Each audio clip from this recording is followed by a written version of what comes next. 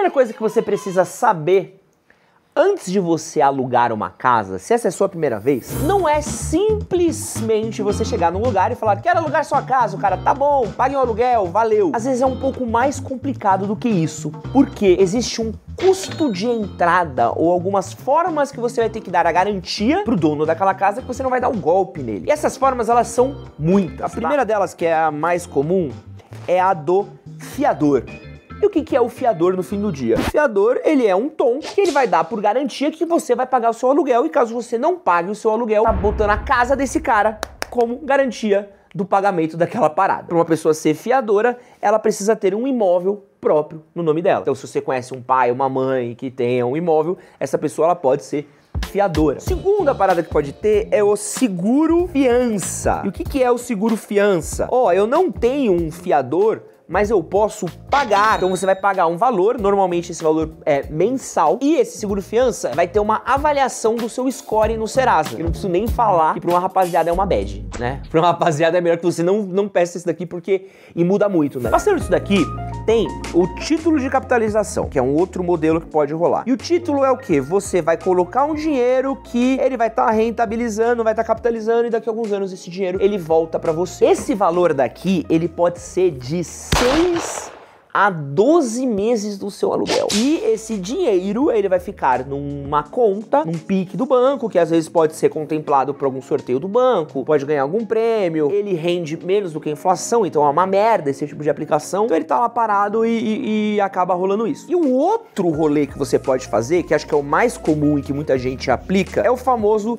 cheque caução. Faz parte da lei brasileira, né, da lei do inquilinato, e ele não pode passar de 3 aluguéis. Então, por exemplo, você vai pagar R$2.000 de aluguel, então você vai ter que fazer um depósito de R$6.000 para você entrar no imóvel. Vamos ver se vocês entenderam. Você vai pagar 6.000 mais o aluguel daquele mês. Então, antes de você entrar no imóvel, você dá R$6.000. No final daquele mês, você ainda vai pagar os R$2.000 de aluguel que você tem. Nem sempre um dono de um imóvel, ele vai aceitar o jeito, né, o seguro de entrada que você quer. Então, tem alguns que vão querer cheque calção, tem alguns que vão querer fiador, tem alguns que vão querer seguro fiança. Hoje, a gente tem algumas plataformas online, né, de chaves na mão, a gente tem o Quinto Andar, a gente tem um monte dessas plataforminhas daí. Você consegue alugar um imóvel, você não precisa disso, porque a plataforma meio que dá uma segurança, porém, você acaba pagando a mais no seu aluguel. E, da última vez que eu fiz um vídeo do tipo, uma galera me xingou, sabia? Porque a galera virou pra mim e falou assim: nossa, nada a ver, eu não tive que pagar nada disso. Eu pago direto pro dono da casa e já era. Então, gente, só uma coisa pra vocês. Tem uma coisa muito importante que você precisa ter e você precisa levar em consideração quando você for morar sozinho.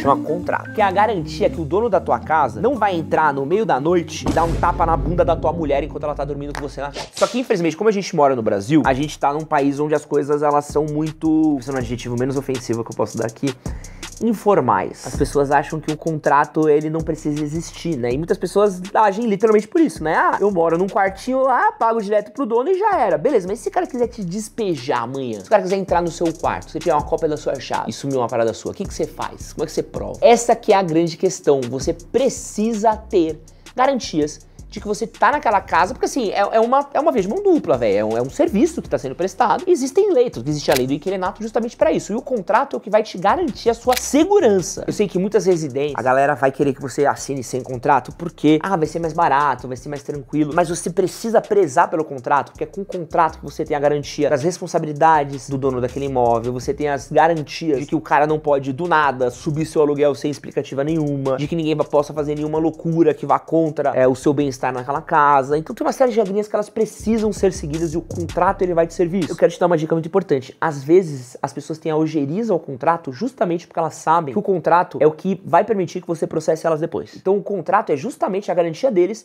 de que eles vão te fuder depois. Peça pro contrato sempre. E no vídeo de hoje eu quero dar umas dicas aqui sobre você alugar um imóvel e tudo que você precisa saber antes de mudar pra uma casa. Pra quem não me conhece, meu nome é Edson Castro, seu melhor amigo na internet, sou jornalista e apresentador. Esse daqui é a nossa série de vídeos sobre morar sozinho. Se você quiser assistir os outros episódios que a gente já soltou, clica no izinho que vai estar aqui em cima. Se você tiver alguma dúvida, manda aqui nos comentários que a gente costuma responder. Se eu não respondo, pelo menos as outras pessoas que assistem ao vídeo respondem. Outra coisa importante pra você fazer, e eu sei que muita gente que é nascido digital vai meter o louco e isso vai me deixar puto, né? Vem cá, Tobias. é você fazer uma vistoria no imóvel antes de você se mudar. E eu fico impressionado com a quantidade de amigos que eu tenho, de tontos que eu conheço, que mudaram pra casa sem sequer ver o imóvel no qual eles iam morar. A pessoa aluga o lugar pela internet e vai lá. É impressionante, eu já visitei bastante imóvel, é impressionante o quanto foto mente.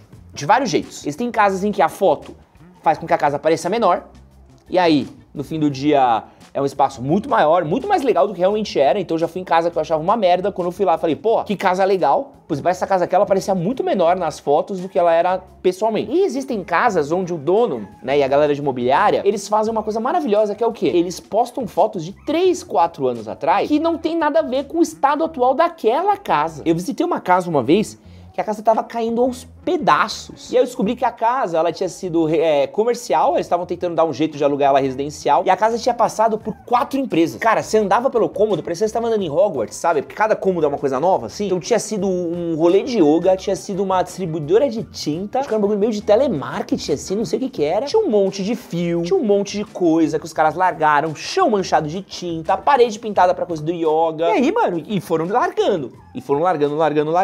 Não tinha nada a ver com as fotos que tava no anúncio do imóvel. Imagina um imbecil que aluga aquela porra sem ter ido lá. Vai ter que ser muito burro. Hoje é muito fácil você alugar pela internet, o cara vê a foto e fala, ah, é isso. Acho que vai pegar, mas não, mas vai. Faça uma vistoria importante. E vistoria eu digo assim, questões de umidade, questões de luz, questões de segurança, questões de como é o bairro. A gente fez um vídeo falando só sobre o que olhar antes de mudar pro imóvel, vai estar aqui em cima, mas é importante de você ver tudo isso e ver o estado do imóvel também, né? Como é que estão os canos, como é que tá a água, chega a internet no lugar onde você quer morar? Esse é um ponto, chega a internet de cabo, quais serviços que você utiliza que você vai precisar? A gente aluga uma casa, a gente se muda poucas vezes ao longo da nossa vida, né? Assim, você vai mudar uma vez a cada quantos anos? Sei lá, 3, 4 anos você vai mudar de casa? No máximo, assim? Quando acabar o aluguel, quando você tiver uma necessidade, quando você casar, quando você for mudar. É uma coisa muito simples, né? Pra gente é uma coisa muito... A gente faz uma vez a cada determinado período de tempo. Imobiliária vive disso o ano inteiro. Então, imobiliária, ela pratica isso o ano inteiro. A chance dela te fazer de trouxa é muito maior que você fazer uma imobiliária de trouxa. Por lei, tá? Eu até anotei aqui, ó. Por lei, quem mora na casa é responsável por manter a casa inteira. Então você precisa fazer reforma. Reforma não é no sentido estrutural, mas assim, tipo, pintura, estrutura, tudo precisa estar meio que pronto, né? Tanto que existe uma visita antes de você se mudar para o imóvel. Tanto como você, o dono da casa ou o corretor, vocês vão visitar a casa, ver como está o estado da casa. Você tem que devolver a sua casa no estado que você pegou. É importante você ver ali, você fotografar, você registrar, você guardar isso, para que no futuro, quando você for devolver o imóvel, você fale, ó, não tinha uma porta aqui, mas nunca teve essa porta. Não é que eu peguei a casa com a porta e tô te devolvendo sem. Não tinha a porta. Muita gente devolve a casa cagada. E o que é mais comum ainda é o dono da casa não querer fazer a reforma pro próximo inquilino chegar. Então qual que é o comum do brasileiro, que é esse país informal que você vive? Informal é uma palavra muito boa, né, pra resumir o brasileiro, né? Tem uma coisa que eu não falei no começo do vídeo que é importante. Sabe o depósito de calção que você dá pra você entrar no imóvel? Ele é tecnicamente uma garantia que se você fizer merda, o dono pode pegar aquele dinheiro, usar aquele dinheiro pra reformar a casa. Porque aquele dinheiro ele tem que voltar pra você. Tirando o seguro fiança e o fiador, tanto o título de capitalização como o cheque calção, eles voltam pra você. Um vai estar meio que rendendo alguma coisa ali num título de capitalização, o outro não vai estar rendendo nada. Mas esse dinheiro ele tem que voltar pra você. Porém, se você destruir a casa, o dono pode pegar aquele dinheiro e usar pra reformar a casa. Mas muita gente, muito dono pega aquele dinheiro e enfia no cu. Pega, gasta em droga, puta, jogo, sei lá o que eles gastam isso daí. O cara sai da casa, deixa a casa arregaçada, o dono fala, pô, deixou a casa arregaçada, fica com depósito e fica elas por elas. O que tá rolando muito que eu tenho visto ultimamente no mercado imobiliário? Você vai pro imóvel, o imóvel tá arregaçado do último cara que morou lá, o dono olha pra você e fala assim, a gente aceita carência aqui se você quiser reformar alguma coisa da casa. Então o que eles passam pra você? Meio que a bucha de tipo assim, ó, a casa tá uma merda, mas aí você faz o quê? Você fica responsável por você reformar a casa e a gente dá alguns meses de carência pra você de aluguel. A não ser que o lugar onde você esteja olhando seja um achado, velho, assim, esteja morando no Jardim do Éden, um lugar muito incrível, que você fala assim, não, pô, vale a pena pegar isso daqui pra reformar? É uma cagada absurda você reformar imóvel alugado. Assim, você vai estar mudando pra um lugar, você vai ter todo o custo do trabalho da mudança, né? Tipo, levar coisa, levar item,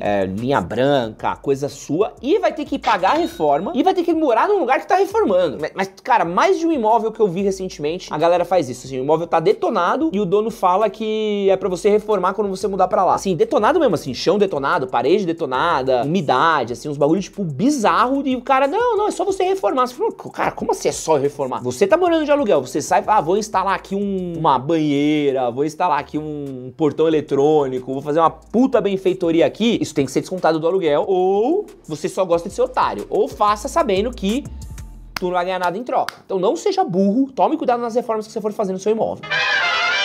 Aumento de aluguel. O dono, ele pode aumentar o aluguel? Pode. Porém, esse aluguel tem que rolar, se eu não me engano, de 30 a 60 dias de antecedência. E esse aumento, ele não pode ser do nada. Ele tem que seguir um índice. Ele tem que ter um índice ali que normalmente vai estar no contrato. Então, provavelmente vai ser o IPCA, provavelmente vai ser um índice que regula ali na sua cidade, que vai estar esclarecido quanto que é o que pode subir o aluguel ou não da sua casa. Outra questão também importante, que é, cara, assim, ó, tu não pode mexer em nada estrutural na casa sem avisar o dono da casa. Então, assim, vou quebrar uma parede. Esquece, vou abrir aqui, vou juntar 2 cômodos. Esquece, o dono não deixar. Me pergunta, cara, a maioria das vezes, pô, eu falo aqui porque eu sei como é que o Brasil é um país muito informal. Mas assim, a maioria das casas que eu morei alugadas, tirando uma ali na José Zap, que o dono era um corno, todos os imóveis que eu morei, os donos sempre foram muito gentis, muito gente boa. Dona Sônia, maravilhosa, me recebeu na minha última casa. A Miriam, que é a dona da casa onde eu tô agora também, muito maravilhosa, tenho nada pra reclamar da Miriam. Sempre foram muito gentis, muito cordiais e tive uma boa relação. Eu também pago a conta em dia, faço os bagulhos certinhos, não causo, não bagunço, não destruo a casa. E tudo que eu precisei mexer na minha casa antiga, eu avisava pra dona e a dona virava assim, não, tudo bem. Então, por exemplo, tinha um móvel gigantesco num cômodo lá que era o estúdio antigo do canal falecido. Então, ele juntava muita poeira, ele atrapalhava, a gente não conseguia fazer nada por conta daquele móvel. E ele era um móvel que ele era feio. Ele não era um móvel bonitão, sabe? Ele era um móvel que ele tava feio. Cara, a gente pode tirar esse móvel aqui da casa, contanto que vocês paguem o processo pra tirar, pode quebrar tal, que a gente não vai usar. E sublocar também, tipo assim, eu vou alugar uma casa pra alugar pra alguém. Cara, isso não existe. É possível. Tem, você não sabia disso? Eu quando mudei pra cá, perguntei se podia animal. Teve uma outra casa que eu vi que era numa vila, que era muito legal, e que a casa não permitia cachorro. Então eu não podia ter pet. Eu vi uma casa no Ipiranga, eu vi uma casa numa vila e uma casa no Ipiranga, que o dono não deixava ter pet. Então eu não aluguei. Porque não podia ter pet. Sei lá, as duas estão pra alugar até hoje. Outra regra que pode ter também é, por exemplo, eu tenho minha casa aqui, mas eu vou usar ela pra fins comerciais. É legal você falar com o dono, porque muito dono não vai deixar. Você não pode transformar a casa que você tá alugando num restaurante do nada. Eu, por exemplo, como gravo minhas coisas aqui, eu sempre pergunto pro dono, eu falo, cara, eu vou fazer umas gravações, vou fazer isso, aquilo, tudo mais. Essa casa aqui a gente tá passando menos problema porque a gente não mexeu em nenhuma estrutura. Na outra, a gente reformou um cômodo inteiro pra se transformar em estúdio. E a gente avisou, a gente vai pegar um cômodo e que a gente vai fazer isso, tudo bem? Aí a dona falou que achou tudo bem, né? Tanto que uma vez ela foi lá, ela ficou em choque. Ela falou, minha nossa senhora, né? Eu falei, não se preocupe, porque a gente vai devolver do jeito que a gente pegou, tal. E devolvemos exatamente do jeito que a gente pegou. Cara, ficou muito bonito o jeito que a gente devolveu até, porque daí, você lembra? Cara, ficou impecável. Então tem essas regrinhas do que você pode fazer, o que você não pode fazer.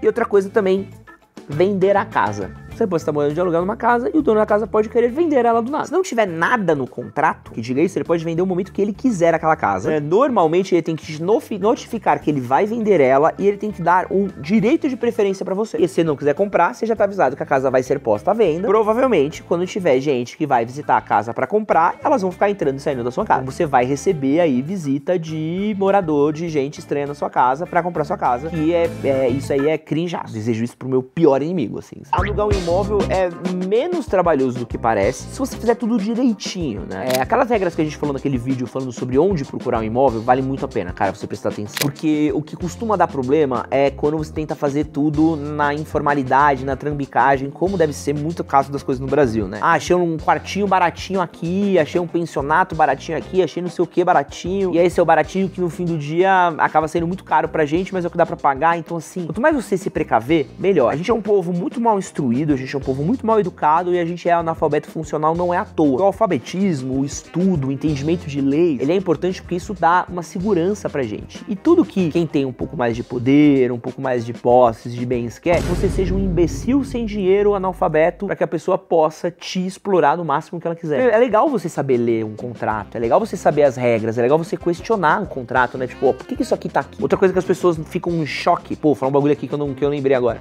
Pessoas ficam em choque, tá? Seu aluguel, o seu IPTU e o seu condomínio são coisas diferentes. E você paga pelo IPTU do imóvel que você tá morando. O que costuma acontecer, que é uma merda, é que alguns donos, eles embutem o valor do IPTU no aluguel e ainda cobram o IPTU depois de você, então você tá pagando 2 vezes. Mas aí também, foda-se, né? Cabe a você decidir se merece, se quer pagar aquele aluguel ou não. Então é comum você ouvir falar assim, é 2 mil aluguel, tá, mas o IPTU é 500 e o condomínio é 1.500. Então você paga 4 mil pra morar lá. E outra coisa triste que você precisa saber é que não é porque você tá morando naquele lugar, necessariamente você que vai estar nas reuniões de condomínio daquele prédio, tá? Porque o dono, ele pode decidir ou não que você vá naquela reunião de condomínio, a não ser que ele tenha uma procuração, ele não tem direito de votar. Então às vezes vai ter uma treta no seu condomínio, você vai querer tomar uma decisão, pode ser que você precise do dono do apartamento ir lá pra decidir o que vai rolar ou não. Deu pra entender o que eu tô falando? Então tipo assim, vai pintar o elevador, sei lá, vai trocar a fachada, vai mexer em vaga, é o dono do apartamento que vai estar ali na reunião do condomínio, não você. Que é uma merda, tá? Se é bem feito, costuma não dar problema. Mas como a maioria das coisas no Brasil é informal, costuma dar problema. Então quanto mais precavido você tiver, quanto mais preparado você tiver, quanto mais instruído você tiver, menor vai ser o problema que você vai ter. E pra qualquer dúvida aí, deixa aqui nos comentários que a gente ajuda. Aproveita e vou deixar um outro vídeo aqui do lado. É nóis, se inscreve, valeu.